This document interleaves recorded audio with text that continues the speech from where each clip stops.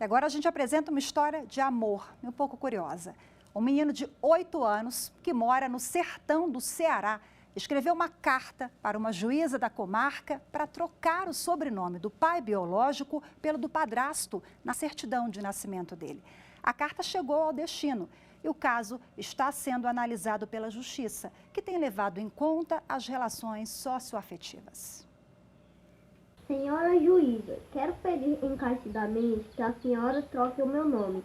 O meu nome é Ângelo Ravel Nunes de Souza e quero tirar o sobrenome Souza. É o sobrenome do meu pai biológico.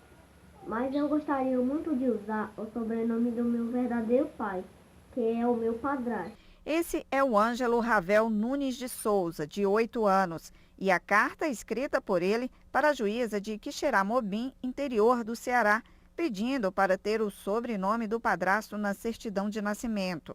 José Adilto, que convive com o menino há 5 anos, nem acreditou. Achei uma atitude muito bonita por causa que ele tem de 8 anos. Não é qualquer pessoa que tem uma atitude dessa que nem a dele.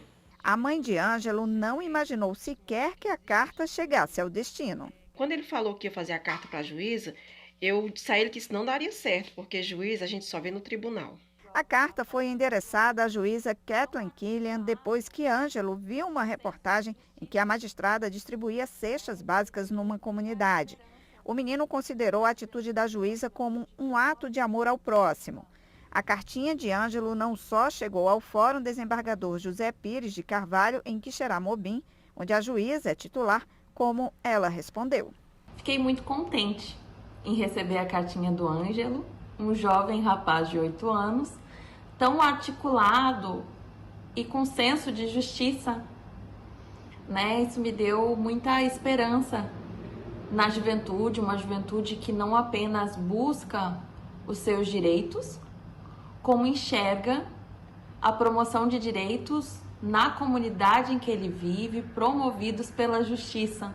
O defensor público Jefferson Dias foi conhecer mais a história de Ângelo e do padrasto e constatou a relação socioafetiva entre eles. Diante de toda esse notório vínculo entre os dois, a Defensoria Pública solicitou a documentação pertinente para ingresso junto ao Poder Judiciário, na ação pertinente, e agora, no dia 17 de junho desse ano, a Defensoria Pública ingressou com uma ação no Poder Judiciário local, buscando o reconhecimento dessa filiação socioafetiva paterna entre Ângelo e o José Adilto. Ao analisar o pedido, a Justiça vai levar em conta o Estatuto da Criança e do Adolescente e o Código Civil.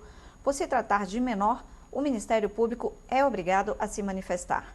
Tanto Ângelo quanto o padrasto serão ouvidos para confirmar a vontade de trocar o sobrenome na certidão.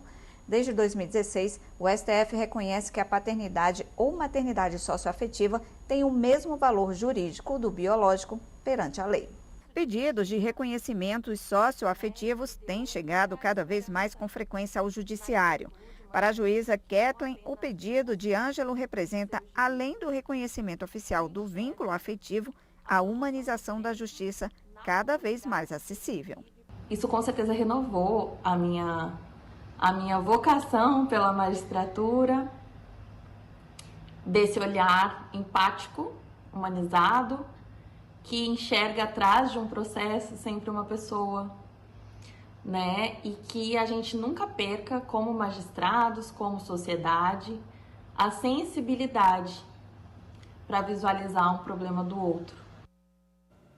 Esse também é o nosso propósito, A justiça cada vez mais perto do cidadão. É o que a gente faz aqui na TV Justiça. Agora, para explicar um pouquinho mais como é que funciona essa troca de nome, a inclusão de um nome na certidão de nascimento, eu converso agora com a advogada especialista em direito de família, a doutora Renata Vilas Boas. Olá, seja muito bem-vinda. Boa tarde para a senhora, Renata. Olá, boa tarde a todos e a todas. É muito bom estar aqui com vocês novamente. O prazer é nosso em recebê-la e falar sobre esse tema. O Ângelo realmente nos emocionou, O Ângelo nos faz refletir sobre essa credibilidade no Poder Judiciário, em escrever a cartinha e ter a esperança de que a juíza ali vai conseguir resolver a situação, mas na prática, a mera vontade de uma criança ou de um pai ou de uma mãe, na inclusão de um nome na certidão de nascimento, só isso basta? O que diz a legislação brasileira? É possível excluir o nome de um para incluir o de outro ou agregar? Como é que funciona, doutora Renata? Bom, então vamos lá. A sua pergunta tem vários pontos que a gente tem que analisar. Não basta simplesmente essa vontade. Eu vou ter que ver qual é o procedimento cabível no caso concreto. Nesse caso desse menino, ele tem na certidão de nascimento já o nome do pai. Então, eu preciso ir até o judiciário para que faça essa troca, tirar o nome do pai e incluir apenas o nome ali do padrasto, que é o que ele está querendo.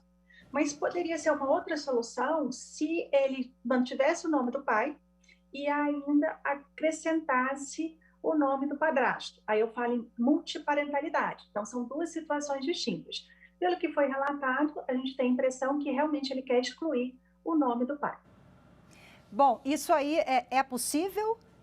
A Defensoria Pública já se manifestou no caso concreto, né? Viu a relação desse pai de criação, o padrasto, com essa criança. Se não há um vínculo afetivo, o pai biológico é ausente, isso pode ser feito? Sim, isso pode ser feito, inclusive com previsão no Estatuto da Criança e Adolescente. Agora, como é que funciona em casos de casais homoafetivos? O Supremo Tribunal Federal já tem decisão nessa linha. Os cartórios já estão bem orientados, me parece. Então, hoje não há uma negativa, ao que tudo indica, do registro, né, de casais homoafetivos. Mas temos uma peculiaridade quando a gente fala de reprodução assistida. Exato. Quando a gente pensa em reprodução assistida, eu estou vendo todo o procedimento médico que deve ser feito, certo? Então, isso vai ser feito numa clínica, no qual vai ter um diretor, um presidente, dependendo da estrutura dela. E quando você tem, então, essa reprodução assistida, esse diretor dessa clínica, ele vai fazer um documento. Então, vai ter o quê? A declaração de nascido vivo do menino, que todo mundo tem que ter, a certidão de casamento do casal, né, ou da união estável, que também é para todo mundo, e o outro requisito que seria essencial nesse caso é essa documentação que vai ser criada pela clínica, né, informando que ocorreu ali uma reprodução assistida, mas só vai constar o nome do casal. Para efeitos jurídicos, né, o nome na certidão de nascimento, excluído o nome do pai biológico, por exemplo, em tese, esse pai não tem mais responsabilidades com esse menor. Nem falando de alimentos, responsabilidade afetiva, está excluída totalmente, então, a participação dele ali. Exato. Toda a família paterna, então os avós paternos também, deixam de existir vínculos jurídicos na vida desse menino. É como se ela não existisse mais, né? Então, quando você faz um pedido desse, não é apenas o pai que você está excluindo. Você vai estar excluindo o pai, o avô, a avó, né, os tios, primos, toda a linha paterna deixa de existir, deixa de ter vínculo com aquela criança, né? Aí depende das consequências. Você realmente quer fazer isso? Quer? Então exclui mesmo e aí vai ficar só com aquela família socioafetiva que ele está sendo recebido. Conversávamos aqui há pouco nos bastidores e a doutora Renata me falou que o ordenamento jurídico brasileiro é muito rígido em relação à troca de nome, né? Até justamente pelas consequências, os efeitos práticos são inúmeros. Mas falando em nomes vexatórios, por exemplo, aqueles nomes que geram apelidos, constrangimento, aí é mais fácil a mudança ou não? Não, né? Mas assim, quando a gente está falando desses nomes vexatórios, num primeiro momento, lá no cartório vai ser feita uma análise se aquele nome é vexatório ou não e vai ser levado para o juiz para poder analisar se é ou não. Então, é uma primeira etapa. Mas vamos imaginar que não passou por isso, foi feito isso e agora eu tenho uma pessoa que tem o nome vexatório. Bom, ela vai precisar ingressar em juízo para fazer essa alteração. E, nesse caso, ela vai ter que comprovar que aquele nome ele é vexatório, que coloca numa situação de ofensa à sua dignidade da pessoa humana. Além do que, vai ter que levar uma série de certidões para justificar que está mudando o nome porque ele é vexatório e não porque ele deve estar sendo procurado no criminal, enfim. Então, tem aí todo um aspecto bem mais rígido do que quando a gente está falando dessa criança que tem a inclusão desse padrasto. Tinha tantas outras perguntas aqui, tem troca de nome no caso de adoção, em casos criminais, quando a pessoa às vezes consegue um asilo político ou é testemunha, mas vai ficar para a próxima, infelizmente o nosso tempo é curto. Muito obrigada, doutora Renata Vilas Boas, pela participação, pelos esclarecimentos. Uma ótima tarde para você. Igualmente. Tchau, tchau.